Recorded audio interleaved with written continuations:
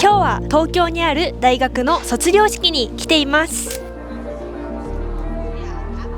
卒業生の皆さんに大学生活での経験やこの特別な日に感じていることについてインタビューしていきたいと思います。はい、アビナ。まずご卒業おめでとうございます。本日ご卒業にあたってどのようなお気持ちですか？そうですね、すごく、大学入ってからすごくいろんなことがあって、単位取るのもすごい難しかったりしたんですけど、やっと卒業できてすごく嬉しいです。よかったです。ありがとうございます。ご卒業おめでとうございます。ありがとうございます。ご卒業にあたって今どのようなお気持ちですか？まずはとっても嬉しい気持ちが一番です。ありがとうございます。ご卒業おめでとうございます。はい、本日ご卒業にあたってどのようなお気持ちですか？はい、やっと卒業できたなってところはあります。はい、ありがとうございます。ありがとうございます。ご卒業おめでとうございます。ありがとうございます。本日卒業にあたってどのようなお気持ちですか？ちょっとまだ現実が追いついてないっていう状況ではあるんですけど、でも本当に4年間とか本当にやりきったんだなっていうところでちょっと自分を褒めたたえたいなと思います。で同時にやっぱりいろんな方に支えてくださったので、その人たちにも感謝の気持ちを伝えれたらいいかなと思っております。ありがとうございます。ご卒業おめでとうございます。ありがとうございます。本日ご卒業にあたってどのようなお気持ちですか？私たちは、ブリッジプログラムからずっとやってるので5年目で、もう本当にやっと卒業できて嬉しいって感じです。嬉しい気持ちです。はい、ありがとうございます。おめでとうございます。ご卒業おめでとうございます。ありがとうございます。はい、本日ご卒業にあたってどのようなお気持ちですか？今日迎えられてとてもすごく自分を誇らしく思う気持ちとたくさんの勉強仲間というか友達に恵まれて幸せだなっていう気持ちで、はい、今を迎えてます。ありがとうございます。すごくここまで来るのが大変だったので達成感もすごいありますし、あとは一緒に勉強頑張ってきた友達とまた再会できるのがすごい楽しみな気持ちで今日を迎えました。ありがとうございます。私もすごい幸せです。ここまで来れたことにすごい感謝。大学で会えた友達とか、あとここで学べたことにすごい感謝しています。ありがとうございます。ご卒業おめでとうございます。本日卒業にあたってどのようなお気持ちですか？4年間やっててやってる時は長かったなと思いましたけど、いざ振り返ってみると結構あっという間な4年間だったなって思います。はい、ありがとうございます。ご卒業おめでとうございます。ご卒業にあたって今どのようなお気持ちですか？すごくワクワクしてますし、なんかあっという間だったなって思います。やっぱり、はい、ありがとうございます。私も結構長かったなと思ったんですけど、こんなに早く卒業するとは思わないような感じです。はい、過ぎ去ってしまった。はい、ありがとうございます。ご卒業おめでとうございます。ありがとうございます。ありがとうございます。本日ご卒業にあたって今どのような気持ちですか？僕の場合はちょっと5年間ぐらいちょっともともと本来でも長い時間かかっちゃったんですけど、単純にちょっと親に対する感謝の気持ちがもうずっとあったので、ちょっと時間かけちゃったのは申し訳ないなと思いながら、やっとちょっと晴れの舞台を見せることができて、単純に親に感謝の気持ちが一番強いですね。よかった。ありがとうございます。では続いての質問です。何を専攻されましたか？はい、インターナショナルビジネスで専攻しました。経済学とか会計学とかビジネス戦略とかについて学びました。ありがとうございます。この専攻はなぜ選ばれましたか？高校の時からビジネスに興味を持っていて、特にやりたいビジネスもなかったので、会計学とか必要なものを学びたいなと思って選びました。ありがとうございます。何を専攻されましたか？私は教養学、General Studies でした。はい。ありがとうございます。なぜその専攻にしようと思いましたか？最初大学を選ぶ時にも重点的にしてたのがジェンダーを学べるっていうのが大きくて、でジェンダーに関することをたくさん学びたかったので、何でもいろんなクラスを取れるジェネラルスタディーズにしました。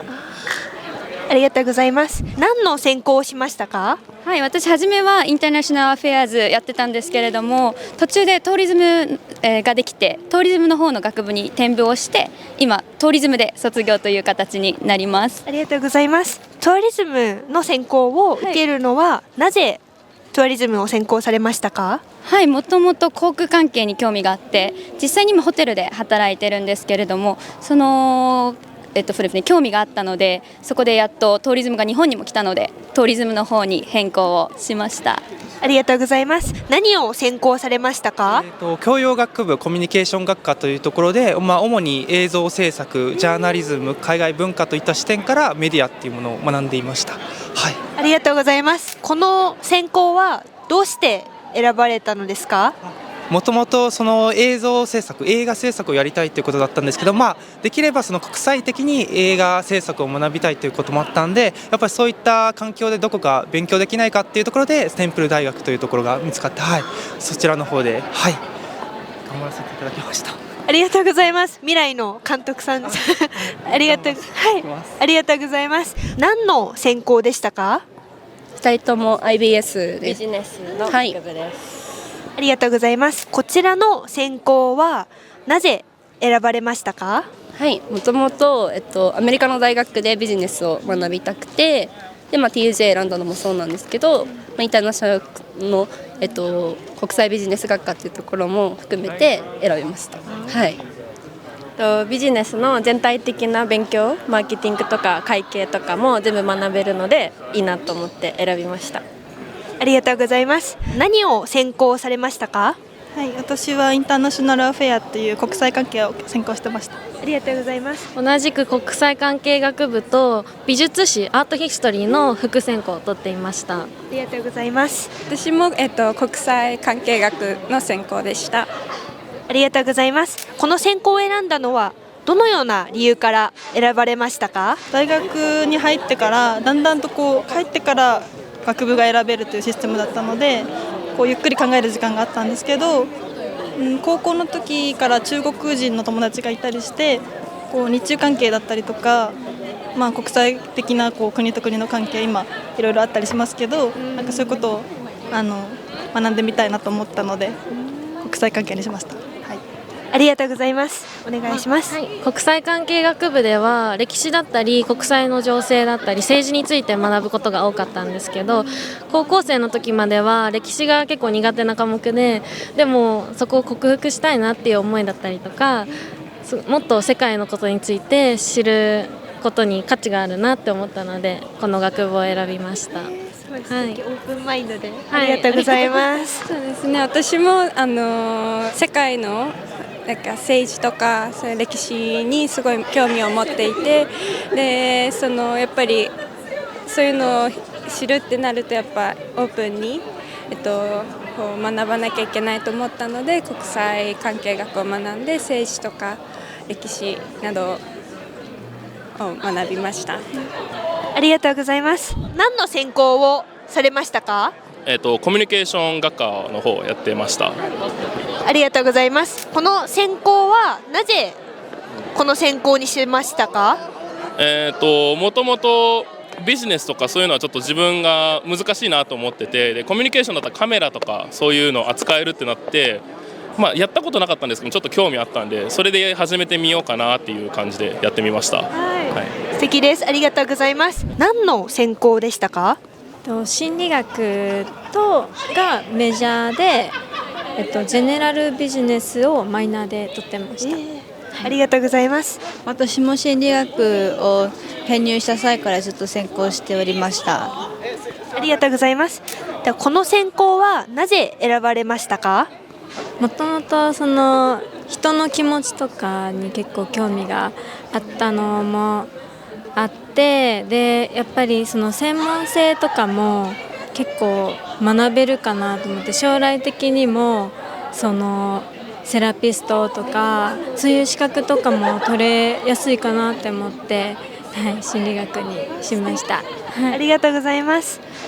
もともとアメリカのコミカレで心理学を専攻していて、で専攻している間にまたさらに興味が湧いたので、テンプルに戻ってきても研究をしたいなと思い専攻しました。ありがとうございます。何の専攻をされましたか？僕はコミュニケーション学科のプロダクショントラックというものを選びました。ありがとうございます。この専攻を選ばれたのはどのような理由から選ばれましたか？もともと映像系かビジネス系を学びたいなというふうに思っていて、でその中で、自分の両親の仕事が広告代理店とかってやってたので、その中で映像が自分にとって身近なものだったっていうのもあったりとか、またはそのプロダクショントラックっていうのは結構そのチームプロジェクトとかが多かったりするので、そういう中で友達との距離感とかもなんか深めれるかなっていうのがあったので、それでちょっとプロダクショントラックを選びましたね。ありがとうございます。では続いての質問です。大学生活の中で良かったことは何ですか？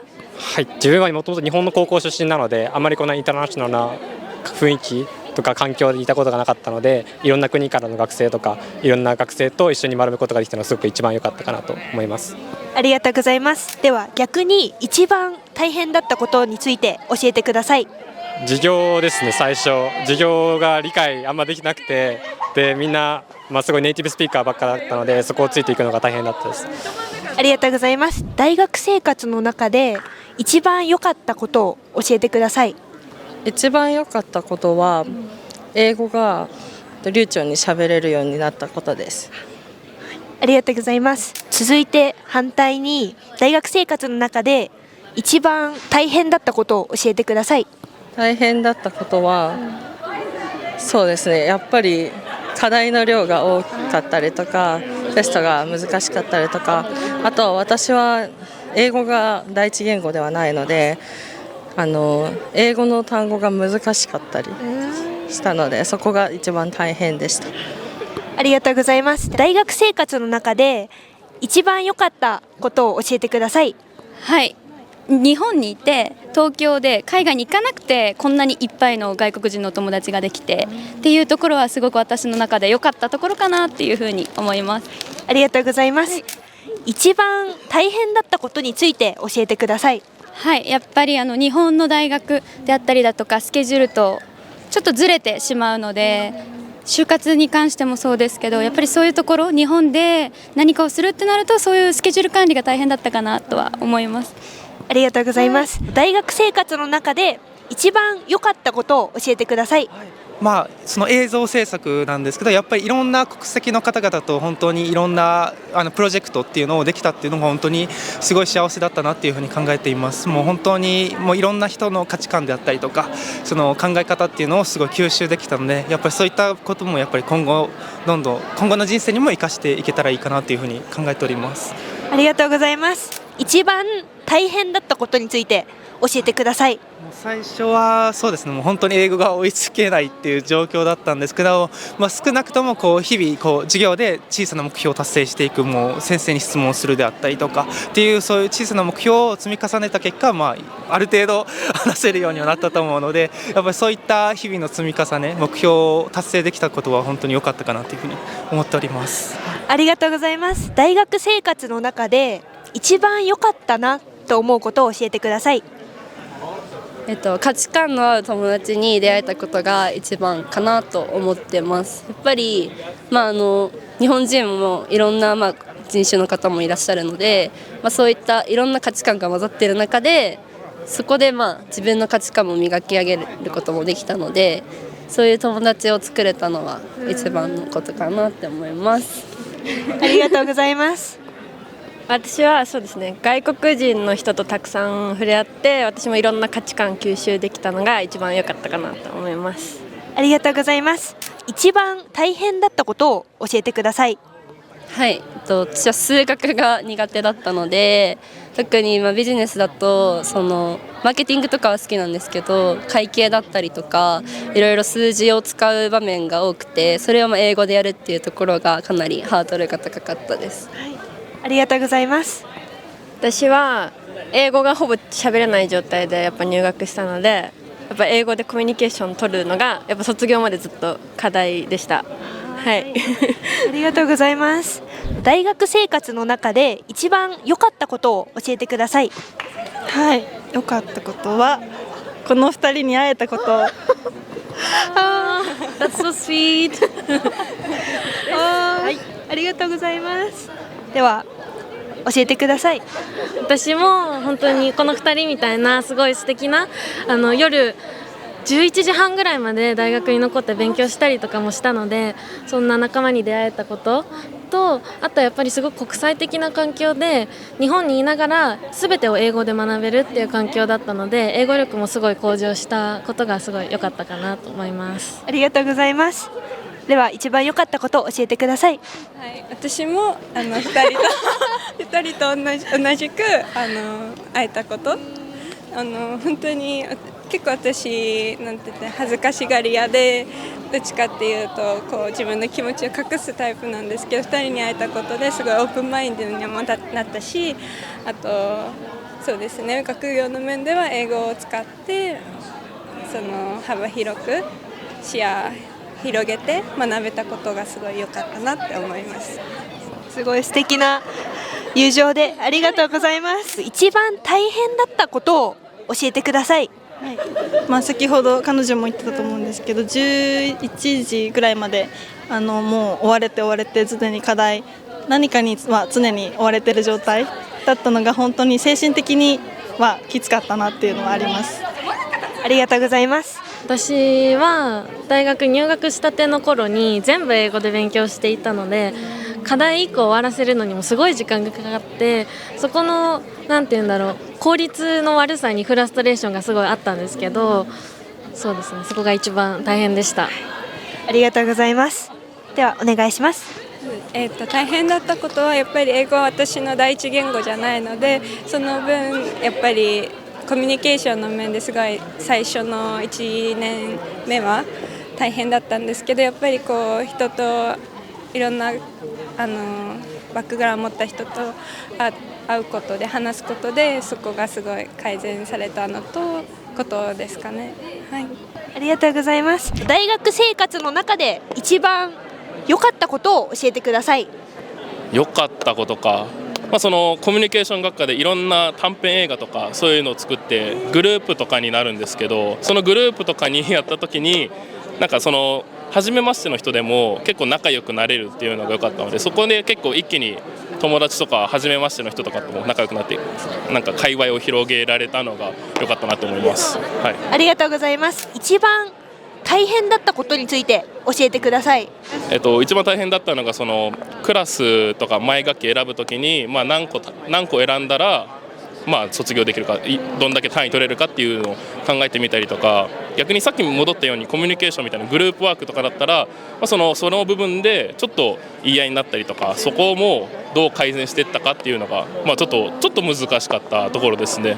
はい、ありがとうございます。大学生活の中で一番良かったことについて教えてください。やっぱりそのテンプルならではの国際的な環境で勉強できること、なんか本当に入学当初よりもはるかに英語力が上がってるので、それはすごく良かったなって思います。ありがとうございます。私は教授とすごく距離が近い環境がとてもいいと思いました。質問があるたびに教授に会いに行ったり、授業の後にすぐ聞ける環境が一番いい経験になったなと思います。ありがとうございます。大学生活の中で反対に一番大変だったことについて教えてください。やっぱり課題とかが結構多いことと、あとは私その通学時間が結構長くって3時間ぐらいかかってたんでそれはすごく大変でした、やっぱり。はい、本当にすごいお疲れ様でした。ありがとうございます。確かに通学は大変でしたね。彼女ほどでもないんですけど、私も数時間往復かけて通っていて、あとその点でアルバイトとあとインターンの場合もあったんですけど、それと学業の両立が難しかったですね。お疲れ様でした。ありがとうございます。大学生活の中で良かったことを教えてください。いやもう本当に第一にはもうテンプルっていう環境なので、英語がまずずっと使えたっていう環境と、あとはその切磋琢磨できる友達っていうのが、その自分の専攻だけじゃなくていろんなクラスであった友達とかとその違うバックグラウンドでその成長することができたっていうのは本当に僕は友達の縁に恵まれたし、何より親のサポートだったりとか、本当にもうなんですかね、僕がここまでやってこれたこと全てに関わってくれた人にはもう感謝してもしきれないかなっていう。ありがとうございます。一番大変だったことについて教えてください。一番大変だったことはもう今になってやっと言えるんですけど、もうそれこそエッセイの期限だったりとか、その友達と一緒に、撮影の編集だったりとか、そのロケする場所だったりとか、その撮影地とかを決めたりとかするのも大変だったりとかして、本当にあとは何よりも課題の量がやっぱり重かったりとかで、そのやっぱり GPA とかもその成績も気にしなきゃいけなかったんで、本当に僕の中ではそこが一番苦労したかなって思います。ありがとうございます。では最後の質問です。今後の計画について教えてください。将来的にグローバルでビジネスをできるようになりたいなと思っているので、まずは就職して、頑張りたいなと思います。頑張ってください。ありがとうございます。卒業後の計画を教えてください。はい、数年間、3年間ぐらいは日本で働いて、そこからデンマークで、ワーキングホリデーをしようと考えています。素敵ですね。頑張ってください。ありがとうございます。ご卒業後の計画について教えてください。はい、私はもう4月から新社会人でもう入社をしているので、このまま働きます。おめでとうございます。頑張ってください。ありがとうございます。ご卒業後の計画について教えてください。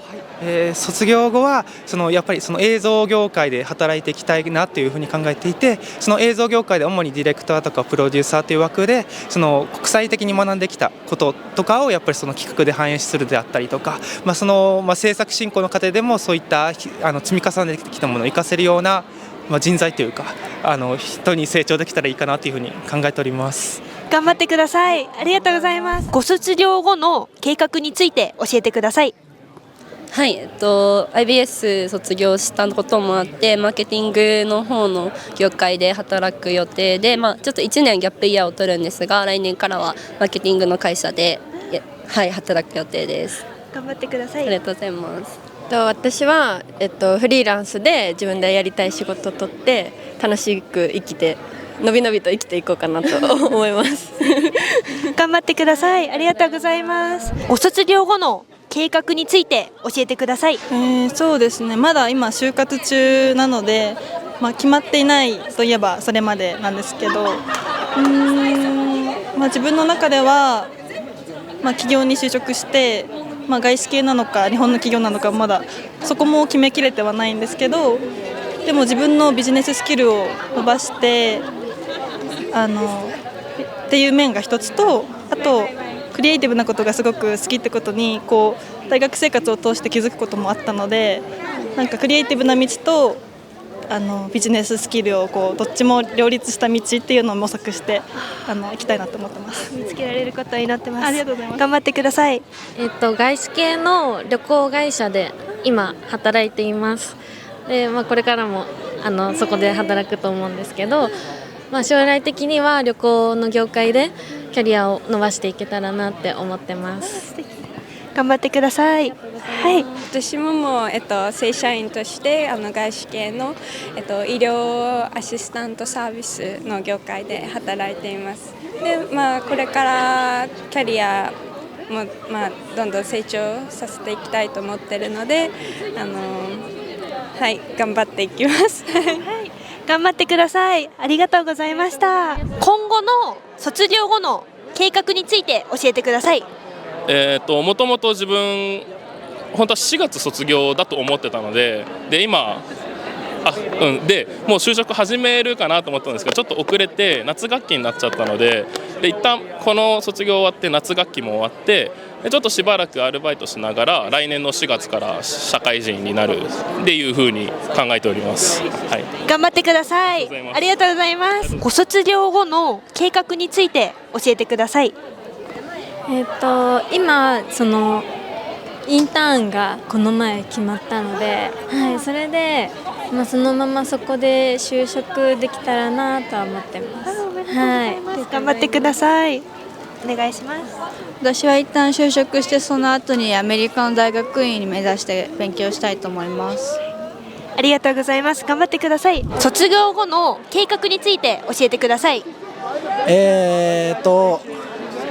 せっかくここまでいろんな影響できたので、僕もちょっといろんな人に影響を与えれるような人間になりたいっていうのがまずあって、あとは本当にやりたいこといっぱいあるんですけど、せっかくここまでいろんなこと兼ねてきたんで、この残りの人生も全部またいろんなこと兼ねていきちゃいたいなって思います。イエーイっていう感じです。ありがとうございます。頑張ってください。ありがとうございます。